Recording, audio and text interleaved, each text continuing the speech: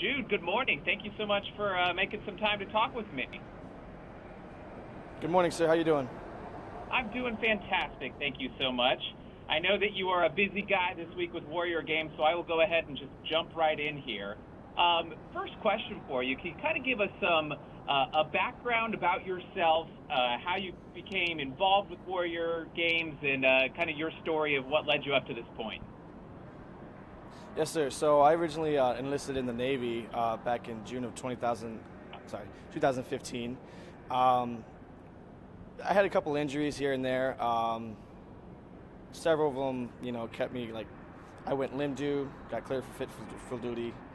Okay, sorry. Can we restart? Sorry.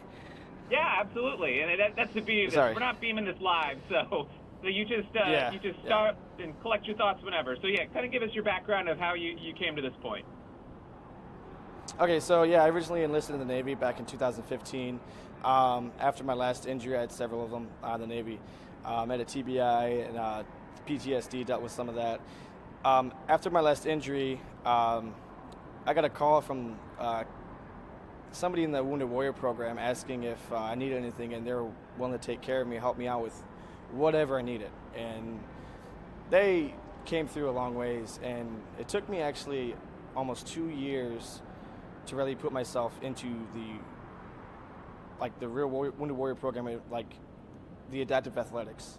It took me a while to actually put myself out there, break out of that bubble, and they pushed me to do that. And tell me, what job had you been doing in the Navy? What were you doing before you were injured? So I was an aviation technician, and I did different things, filled different billets. I also did security forces as well.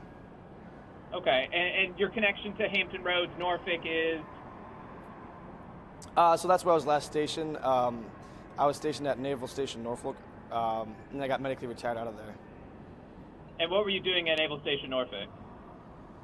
That was my last command I was limited duty at. I was at VAW 120. That was the last command I was at. Perfect. Awesome. Very cool. So tell me a little bit, before they contacted you, had you even heard of Warrior Games before?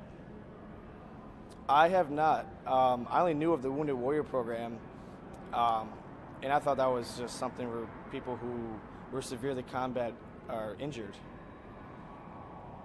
And what is your, how did you kind of get to know the Warrior Games? So I had a case manager helping me through my injuries, making sure that I actually went to my appointments, my mental health appointments and my medical appointments. And she thought it was a good idea to say, hey, you're athletic, you like doing a lot of these sports, why don't you try actually competing in them and actually being with people with similar situations. And is this your first year competing in the game? Yes, sir, it is. So tell me a little bit, what has your experience been like so far? Walk us through what you're competing in, what you've already done, and what your thoughts are so far. So being here at the Wounded Warrior Games, it is a once-in-a-lifetime experience. I mean, if you get to do this over again, it's awesome. Just being here one time is an amazing experience, creates a lot of memories with camaraderie here. I was competing in shooting, field, which is discus and shot put, powerlifting, and rowing. Unfortunately, I wasn't able to compete in the powerlifting and rowing. There was some medical issues I had, but hopefully I get to compete in those next year. I did medal gold in discus, and I got silver in shot put. Wow, congratulations. That is awesome. Tell us a little bit, for those two that you did compete in, the shooting in the field there, and you medaled, how did it feel getting out there and doing that? So it was, like I said, an amazing experience going out there with the other teams, competing against them, and yet, even though some of the Army guys were some of our biggest competitors, they were actually helping us out, and we were giving them pointers. It was like the competition almost didn't matter. It was just we're all there having fun, helping each other compete at our best. And something like that, it's like you don't really see that too often at all. Is that kind of you know, we hear this idea before, especially when it comes to perhaps like the service academy football games and all of that. At the end of the day, do you really feel like you guys are really all on the same team? Oh, of course, most definitely. You mentioned earlier a good word there, camaraderie. What has it been like, and what does it mean to be around and compete with, alongside guys and gals who have gone through some of the same experiences, who kind of relate to where you're coming from? It's an incredible experience. There's guys from other countries like Australia, Denmark, Netherlands, Canada, and they have, I don't know if it's the same program, but Wounded Warriors, and we're all coming together and we're all supporting each other. It is, like I said, incredible. Not only do we have the Air Force, Navy, Marine Corps, and SOCOM guys, you know, Army, but we all, you know, yeah, we all compete with, you know, USA, but when we have these other countries here, they're just like us. And yeah, they've gone through the same things. They've been in the same places we have. And it's just, it's totally incredible because, like I said, the competition, it doesn't necessarily matter per se you know, who wins, it doesn't matter. It's just we're all here having fun, supporting each other, and being here for each other. Yeah, absolutely. And for you, you know, you dealt with a traumatic brain injury, PTSD. What does it mean to be able to relate to someone else who has perhaps also had a TBI or is also dealing with PTSD? Is that kind of sense of, hey, like, this guy gets what I've been through? Yeah, so being around other people with similar things, they can relate. It's an unspoken thing that goes on where if I said, hey, man, I had a PTSD or TBI, you know, you don't really have to go into detail. They know, they understand. And even people who don't have those issues and they have other injuries, they know what it's like to go through things. So it's even if it's not the same issues, we all know. We know what it's like.